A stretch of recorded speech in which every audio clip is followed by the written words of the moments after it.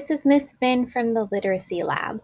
Today I will be reading The Most Magnificent Thing, written and illustrated by Ashley Spires.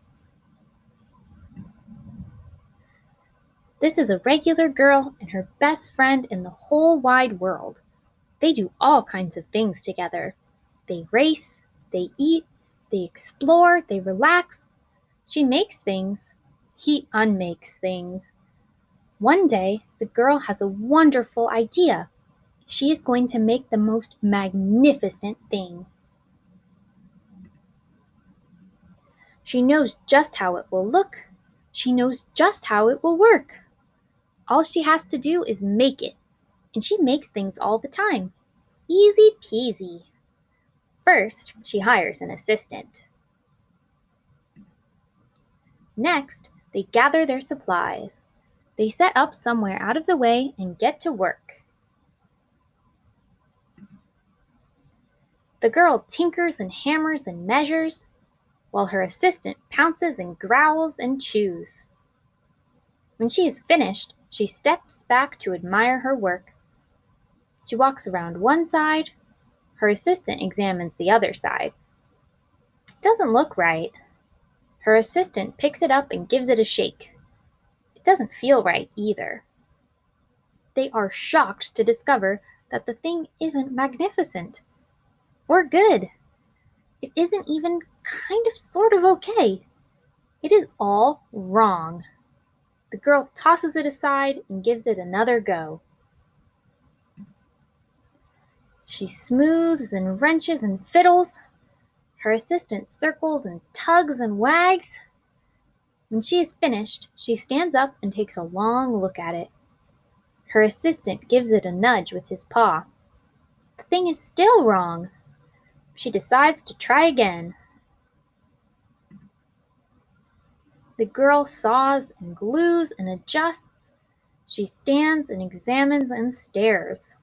She twists and tweaks and fastens. She fixes and straightens and studies. She tries all different ways to make it better. She makes it square. She makes it round. She gives it legs. She adds antennae. She makes it fuzzy. She makes it long, short, rough, smooth, big, small. One even smells of stinky cheese.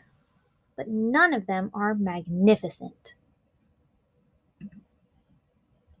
Her hard work attracts a few admirers, but they don't understand. They don't see the magnificent thing that she has in her mind. She gets mad. The angrier she gets, the faster she works. She smashes pieces into shapes. She jams parts together. She pummels the little bits in. Her hands feel too big to work, and her brain is too full of all the not right things. If only the thing would just work! Crunch! The pain starts in her finger.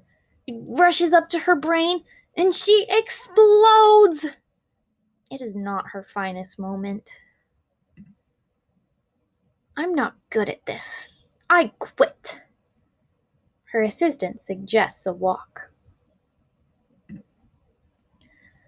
It's not much help at first, but before long, she starts to feel different. Bit by bit, the mad gets pushed out of her head. As they stroll along, she comes across the first wrong thing she made. The bad feelings are about to start all over again. Then she notices something surprising. There are parts of the wrong things that are really quite right. The bolts on one, the shape of another, the wheel-to-seat ratio of the next. There are all sorts of parts that she likes. By the time she reaches the end of the trail, she finally knows how to make the thing magnificent. She gets to work. She works carefully and slowly, tinkering, hammering, twisting, fiddling, gluing, painting. Her assistant makes sure there are no distractions. This is the perfect thing to ward off bears. This will stop that leak. This one's all wet.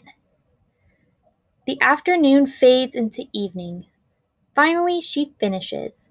She alerts her assistant. The pair take a good long look. It leans a little to the left, and it's a bit heavier than expected. The color could use a bit of work too, but it's just what she wanted. They climb aboard and take it for a spin. They are not disappointed. It really is the most magnificent thing. The end. Thanks for reading with me. I hope you enjoyed the story.